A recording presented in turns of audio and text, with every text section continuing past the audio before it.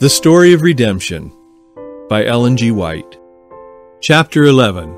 The Marriage of Isaac.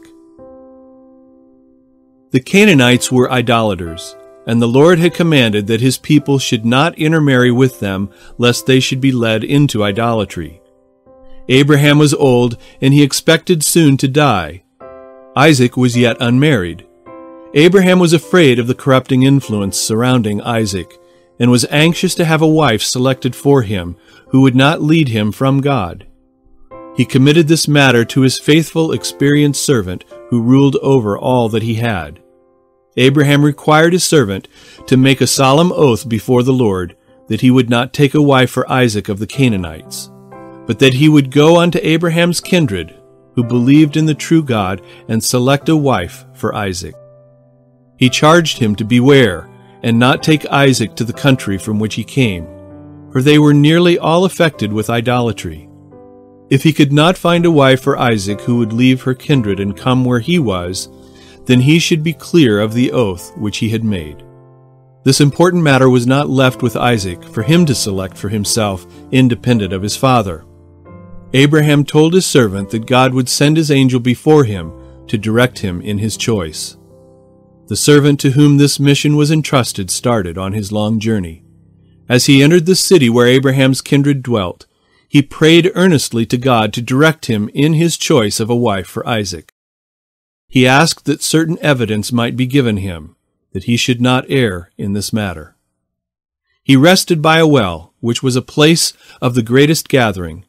Here he particularly noticed the engaging manners and courteous conduct of Rebekah, and all the evidence he had asked of God he received that Rebekah was the one whom God had been pleased to select to become Isaac's wife. She invited the servant to her father's house. He then related to Rebekah's father and her brother the evidence he had received from the Lord that Rebekah should become the wife of his master's son Isaac. Abraham's servant then said to them, "And now if you will deal kindly and truly with my master, tell me, and if not, tell me, that I may turn to the right hand or to the left." The father and brother answered, "The thing proceedeth from the Lord.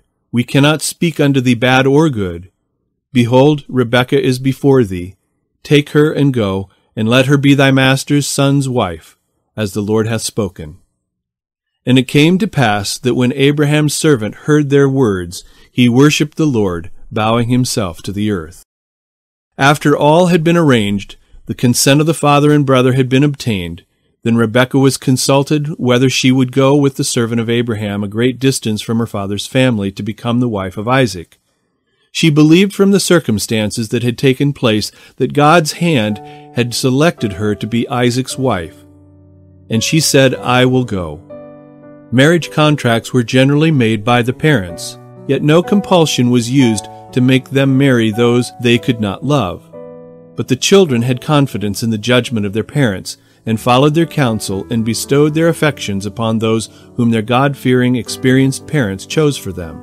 It was considered a crime to follow a course contrary to this.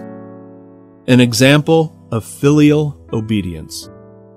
Isaac had been trained in the fear of God to a life of obedience, and when he was 40 years old he submitted to have the God-fearing, experienced servant of his father choose for him. He believed that God would direct in regard to his obtaining a wife. Isaac's case is left on record as an example for children to imitate in after generations, especially those who profess to fear God. The course which Abraham pursued in the education of Isaac that caused him to love a life of noble obedience is recorded for the benefit of parents, and should lead them to command their households after them. They should instruct their children to yield to and respect their authority, and they should feel that a responsibility rests upon them to guide the affections of their children, that they may be placed upon persons who their judgment would teach them would be suitable companions for their sons and their daughters.